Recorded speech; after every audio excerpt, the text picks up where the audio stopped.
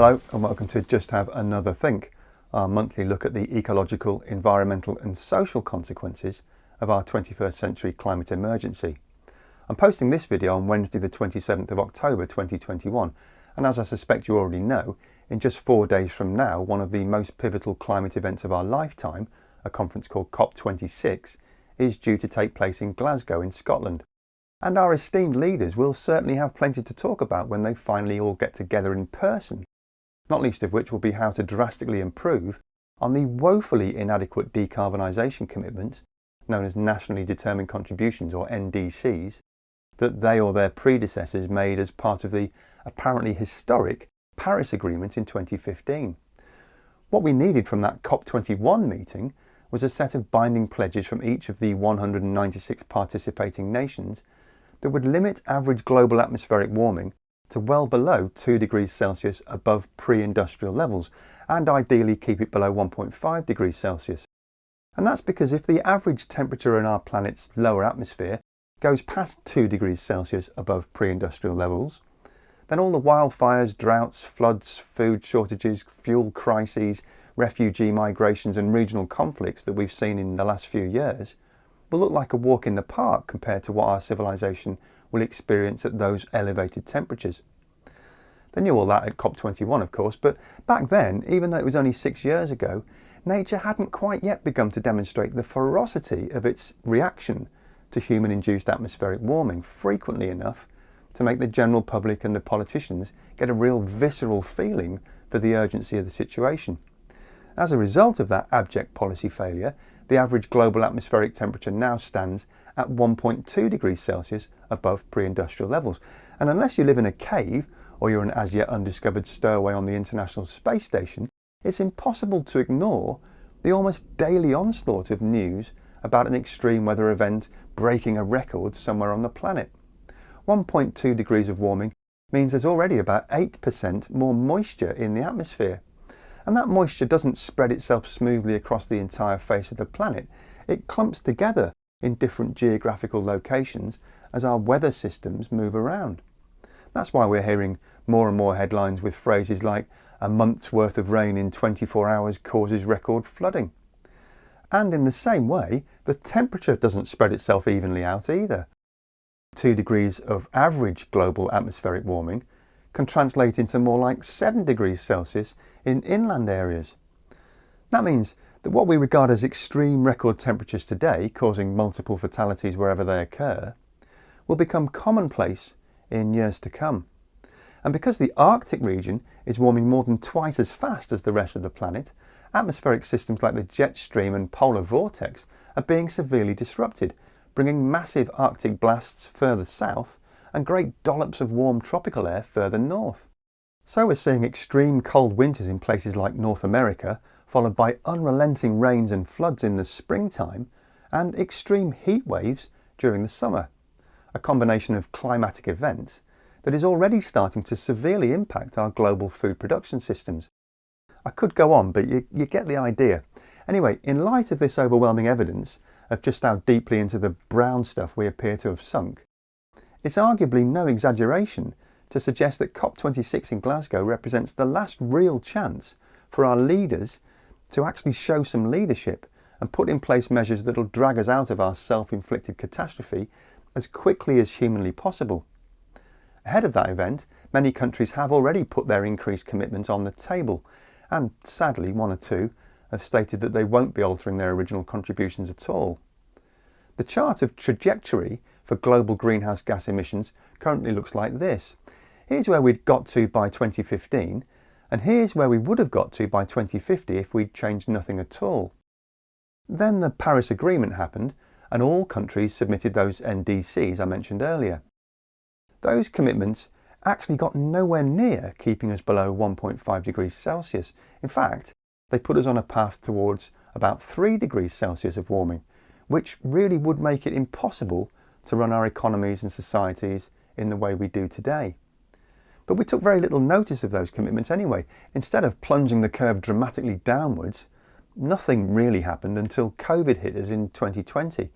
For a year or so, we all got giddy with hope that the 7% decrease in greenhouse gas emissions marked a point of enlightenment for the human race.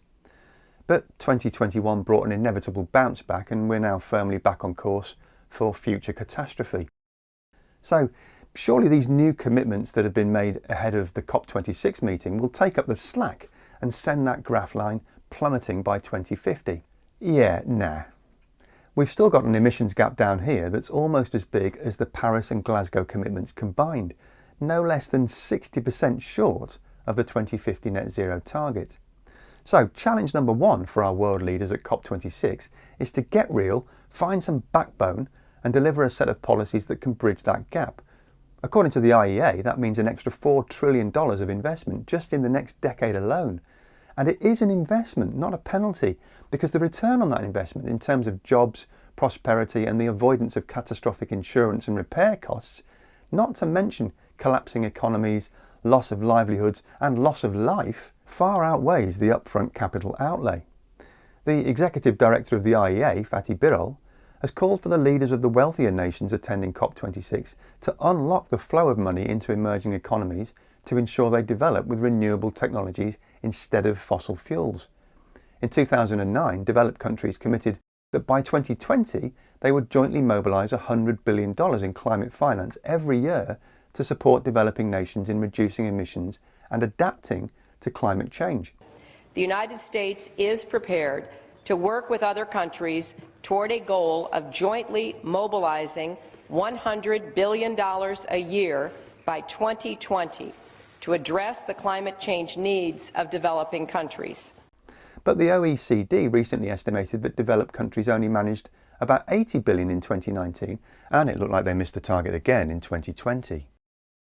According to new research by the World Resources Institute, most developed countries are not contributing their fair share toward meeting the $100 billion goal, with 7 nations stumping up less than half of what they should be giving based on objective indicators like the size of their economies and their greenhouse gas emissions. One of the biggest problems here is the non-standardisation of the criteria and parameters for what constitutes climate finance. For example, Japan counts money for what they call more efficient coal power plants as legitimate climate finance, which is not really getting into the spirit of the thing, is it? Some countries provide full grants, while others like France, Germany and Japan again only offer loans, which will have to be repaid. If every developed nation gave the same amount relative to the size of its economy, then the contribution from each country would only need to be 0.22% of GNI. Only France, Germany, Japan and Luxembourg reached this level between 2016 and 2018. And if private finance stumped up about 20 billion of the 100 billion, then the public contribution would only need to be 0.18% of GNI. The US was the lowest contributor of any developed nations, managing only 0.03% of its GNI. President Biden's recent pledge to increase US climate finance can help close that gap somewhat, but it's unlikely to fully meet the country's fair share of the effort towards the $100 billion goal. So here's 3 concrete measures for COP26 financing pledges as recommended by the World Resources Institute. First and most obviously, the majority of developed nations must increase their climate finance dollars so that they're contributing their fair share of the effort. Secondly, all countries need to improve the quality of the climate finance they provide. And that means focusing as much cash on adaptation as mitigation. The UN and the Paris Agreement state that it should be a 50-50 split, but at the moment it's more like 75% mitigation and only 25% adaptation. And if we don't help those countries to rapidly adapt to the climate impacts that are already baked into our atmosphere, then they'll be spending more time and money on repairing infrastructure and relocating people, all of which will reduce their ability to invest in renewable technologies. Thirdly, and crucially, there needs to be a massive improvement in data reporting. There's an old business cliche that says, what gets measured gets done. And never was that statement more apposite than in the murky business of climate finance. The WRI report suggests that rectifying reporting ambiguities will increase accountability, transparency and trust. COP26 is an opportunity to agree a standard set of measuring formats that developed countries must use to report on financial support under the Paris Agreement's enhanced transparency framework from 2024 onwards. If they can nail that down, then it'll close the gaps and loopholes and improve individual countries' reporting. And if our wise and wonderful leaders could push themselves to achieve just one more thing in Glasgow this November, then according to a group of global investment companies currently responsible for managing $6 trillion of assets, that one thing must be to embed an internationally agreed global carbon price. Might seem counterintuitive for those financial hotshots to be calling for what is effectively an extra tax, but the reality is that those folks make it their business to get access to the most far-reaching and accurate projections of future global trends available. And those projections tell them very clearly that if we carry on the way we are, then they stand a good chance of losing a very substantial percentage of their portfolios. And nothing motivates a money manager more than the prospect of losing all their money. The group is called the Net Zero Asset Owner Alliance. It's got 43 members, including some of the world's biggest pension schemes and insurers. At the moment, there are 64 different carbon pricing instruments in use around the world. According to the World Bank, those mechanisms only cover 21% of global greenhouse gas emissions. And even within those schemes, there's a wild variation in pricing structures. That makes it extremely difficult for those big global investors and companies to manage risk and plan over the long term, particularly in the development and adoption of new technologies needed to accelerate the low carbon transition. So the Net Zero Asset Owners Alliance are proposing a sort of hybrid model between emissions trading schemes and taxes or levies. Specifically, they're advocating for a minimum global price on carbon, which would increase year by year in a predictable way. That would give certainty to investors and provide a guardrail against price crashes and a maximum price to protect against price spikes. And we're not talking about some penny-ante token gesture like $10 or $20 a tonne here, as has been suggested by some organisations in the fossil fuel industry. According to the OECD, if we're to stand any chance of reaching net zero by 2050, then the carbon price will need to hit $147 a tonne by 2030. That's almost 3 times the rate of $59 currently used by the EU emissions trading system. In the words of the chair of the Net Zero Asset Owner Alliance, Gunther Tallinger, non-regressive and revenue-neutral carbon pricing instruments harmonised across borders will not only unleash massive investments in renewable power systems globally, but boost sectors from construction to transport, which are in urgent need of transition.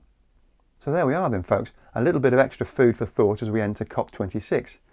Let's see just how brave our politicians really are, eh? Thanks for watching, and I'll see you next time.